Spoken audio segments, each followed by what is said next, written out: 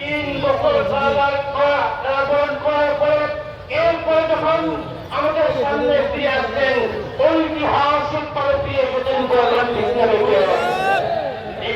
আমাদের কথা হুজুর পাওয়া করেছেন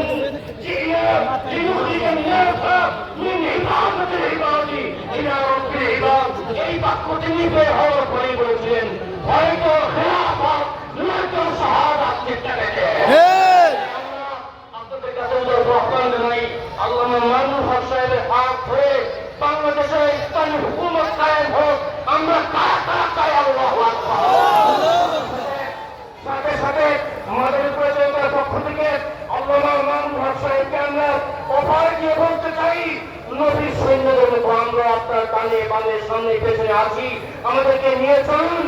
আমরা আমাদের শেষ বিন্দু থাকা পর্যন্ত আপনার সাথে ইসলাম প্রতিষ্ঠার আন্দোলনে যোগদান দিলাম।